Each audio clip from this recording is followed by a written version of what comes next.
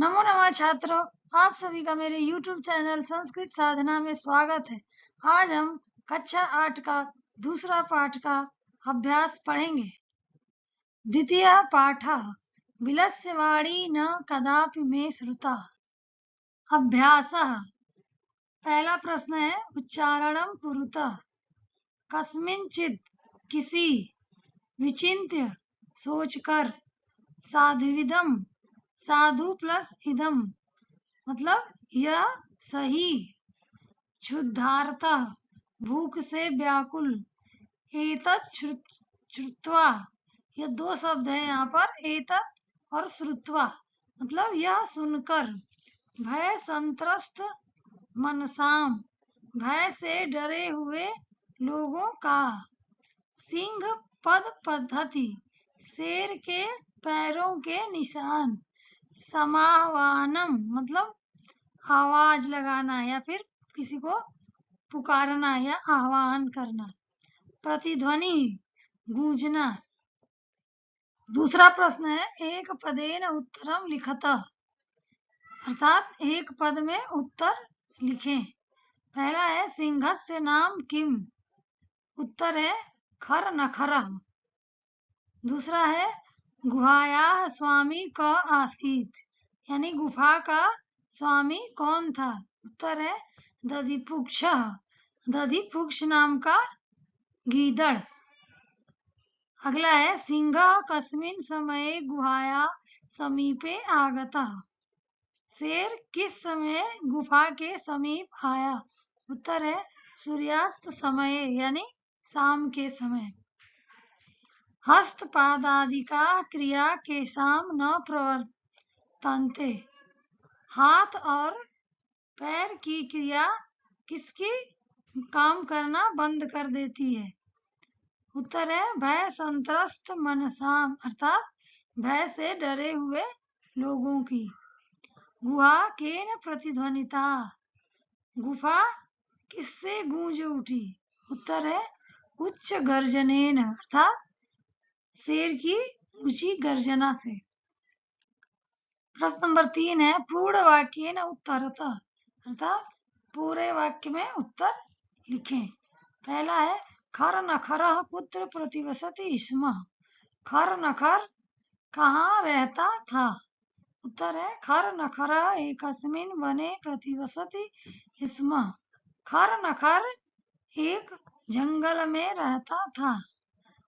ख है महतीम गुहा दृष्ट्वा सिंह किम अचिंत्यत, बड़ी गुफा देखकर शेर ने क्या सोचा, उत्तर है महतीम गुहा दृष्ट्वा सिंह अचिंत्यत, बड़ी गुफा देखकर सिंह ने सोचा, नूनम एतस्याम गुहायाम रात्रौ कोऽपि जीवः आगच्छति, नूनम निश्चित ही इस गुफा में रात में कोई भी जीव आता है, अतः अत्रैव निगूढ़ो भूत्वा तिष्ठति, अतः यहीं छुपकर बैठता हूँ।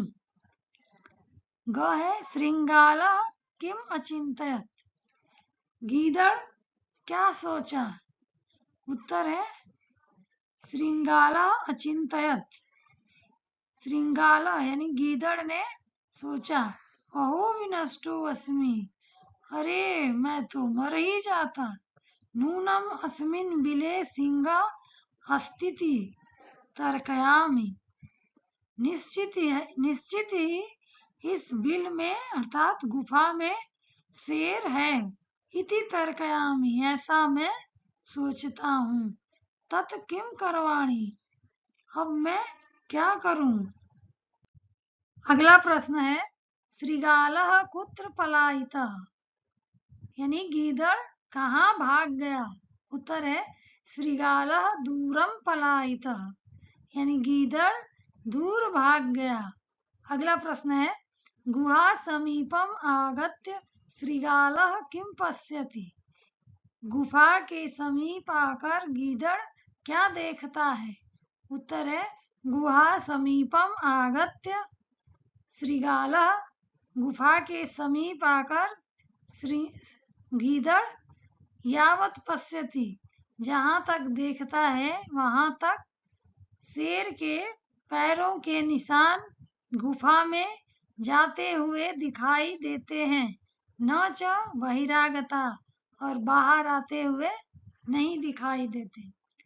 अगला प्रश्न है क शोभते, कौन शोभित होता है? उत्तर है यह अनागतम कुरुते स शोभते, जो आने वाले दुखों का समाधान कर लेता है वह शोभित होता है। प्रश्न नंबर 4 है रेखांकित पदानि आधृत्य प्रश्न निर्माणम कुरुत, अर्थात रेखांकित पदों के आधार पर प्रश्न निर्माण करें। क है क्षुधार्त सिंह कुत्रापि आहारम न प्राप्तवान। क्षुधार्त, भूख से व्याकुल शेर को कहीं भी भोजन प्राप्त नहीं हुआ। यहाँ पर शेर क्या है? भूखा है। तो हमारा प्रश्न बनेगा कैसे सिंह को कहीं भी आहार प्राप्त नहीं हुआ। तो यहाँ पे हम लिखेंगे कीदृशः सिंह कुत्रापि आहारम न प्राप्तवान। अगला है दधिपुक्षा नाम श्रृंगालः गुहायाः स्वामी आसीत्। दधिपुच्छ नाम का गीदड़ गुफा का स्वामी था। तो हमारा उत्तर रहेगा किम नाम, यानी किस नाम का श्रृंगाल गुफा का स्वामी था। तो यहाँ हम लिखेंगे किम नाम श्रृंगालः गुहायाः स्वामी आसीत्। अगला है ऐसा गुहा स्वामिनः सदा आवाहनम करोति। यह गुफा अपने स्वामी का सदा आह्वान करती है। किसका आह्वान करती है? अपने स्वामी का। तो हम यहाँ लिखेंगे ऐसा गुहा कस्य सदा आह्वानम करोति। घ है भय संत्रस्त मनसाम हस्तपादादिकाः क्रियाः न प्रवर्तन्ते, अर्थात भय से डरे हुए लोगों की हाथ पैर आदि की क्रियाएं काम नहीं करती हैं। तो प्रश्न बनेगा भय से डरे हुए लोगों की किस प्रकार की क्रियाएं काम नहीं करती। तो हम संस्कृत में लिखेंगे भय संत्रस्त मनसाम कीदृशा क्रिया न प्रवर्तन्ते। अगला है आह्वानेन श्रृंगालः बिले प्रविश्य सिंहस्य भोज्यम भविष्यति। आह्वानेन, पुकारने से गीदड़ गुफा में प्रवेश करके शेर का भोजन बनेगा। तो प्रश्न यहाँ बनेगा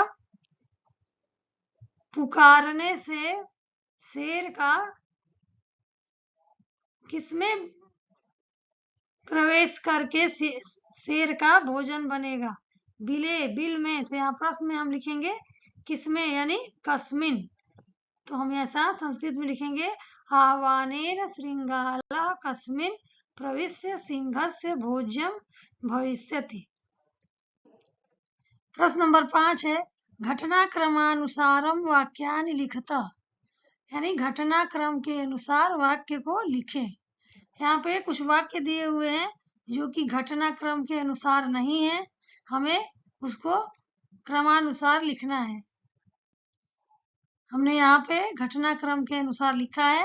देखिए सबसे पहले आएगा ग, परिभ्रमण सिंह क्षुधार्थो जाता, घूमता हुआ शेर भूख से व्याकुल था।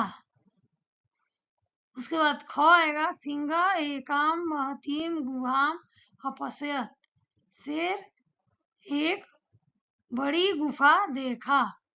उसके बाद क आएगा गुहाया स्वामी दधिपुक्ष नाम श्रृंगाल समागच्छत, गुफा का स्वामी यानी मालिक दधिपुच्छ नाम का श्रृंगाल वहां आया। उसके बाद छ आएगा गुहायाम कोवपि अस्ति इति श्रृंगालस्य विचारा, गुफा में कोई भी है यह गीदड़ के मन में विचार आया। फिर उसके बाद नंबर घ आएगा, दूरस्थ श्रृंगाल रवम कर्तुम आरब्ध, दूर से ही गीदड़ जोर से आवाज करना शुरू कर दिया। उसके बाद अंग आएगा, सिंह श्रृंगालस्य आह्वानम अकरोत्, शेर श्रृंगाल को यानी गीदड़ को आवाज लगाया। उसके बाद च आएगा लास्ट में सबसे, दूरम पलायमानः श्रृंगालः श्लोकम अपठत्, दूर पलायमान दूर भागते हुए गीदड़ श्लोक पढ़ा।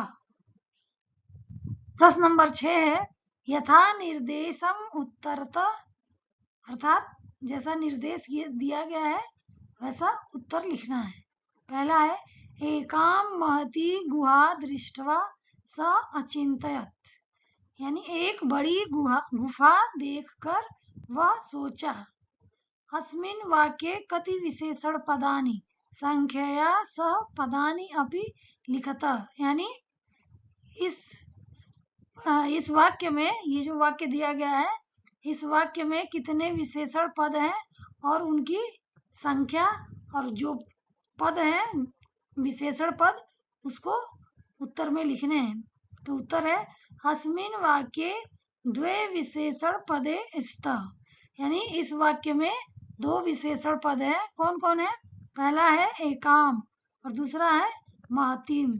ये देखिए यहाँ पर है, ये दोनों इस वाक्य के विशेषण पद हैं। अगला है, तद अहम अस्य आह्वानम करोमि, अत्र अहम इति पदम कस्मै प्रयुक्तम, तद अहम, अब मैं इसका आह्वान करता हूँ। इस वाक्य में अहम पद किसके लिए प्रयुक्त किया गया है? उत्तर है सिंहाय, यानी सिंह के लिए प्रयोग किया गया है। ग है, यदि त्वं माम न आह्वायसि अस्मिन् वाक्ये कर्तृपदम किम, यदि तुम मुझे आह्वान या तुम मेरा आह्वान नहीं करोगे, इस वाक्य में कर्ता पद क्या है? तो इस वाक्य में कर्ता तुम है, तुम। अगला है, सिंह पदधाति गुहायाम प्रविष्टा दृश्यते, अस्मिन् वाक्ये क्रियापदम किम, सिंह पद पद्धति यानी सिंह के पैरों के चिन्ह गुफा में जाते हुए दिखाई देते हैं। इस वाक्य में क्रियापद क्या है? दृश्यते, उत्तर है दृश्यते। दृश्यते मतलब दिखाई देना, दिखाई देना क्रियापद है। अगला है, वने अत्र संस्थस्य समागता जरा, अस्मिन् वाक्ये अव्यय पदम किम, वने अत्र, वन यहाँ वन में रहते हुए बुढ़ा हो गया, इस वाक्य में अव्यय पद क्या है? यहाँ पर अव्यय अत्र, अत्र मतलब यहाँ, अव्यय पद अत्र है। प्रश्न नंबर 7 है, मंजुषातः अव्यय पदानि चित्वा रिक्त स्थानानि पूरयत्, अर्थात मंजुषा से यानी इस डिब्बे से अव्यय पद चुनकर रिक्त स्थान की पूर्ति करना है। एकस्मिन् वने कश्चन व्याधः जालं विस्तीर्य दूरे स्थितः, एक वन में कोई शिकारी, व्याधा मतलब शिकारी, जाल बिछाकर दूर दूर जाकर बैठ गया। क्रमशः आकाशात् सपरिवारः कपोत राजा नीचे आगच्छत्, इसी क्रम में आकाश से कपोत राजा कबूतरों का सपरिवार उड़ता हुआ नीचे आया। यदा कपोता तंडुलान अपसयन, जब कबूतरों ने चावल देखा, तदा तेषां लोभो जातः, तब वे उनके मन में लालच आ गया। परम राजा सहमत नासीत, परंतु राजा सहमत नहीं था।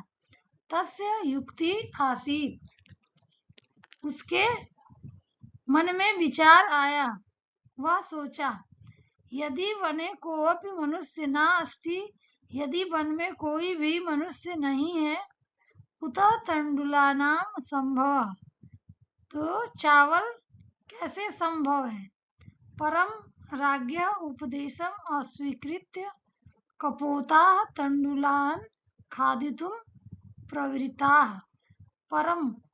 परंतु राजा के उपदेश को अस्वीकृत करके यानी अस्वीकार करके कबूतरों ने चावल खाने के लिए आगे बढ़े और जाले च निपतिता और जाल में फंस गए। अतः सही कहा गया है, सहसा विदधीत न क्रिया, अचानक बिना जाने कोई काम नहीं करना चाहिए।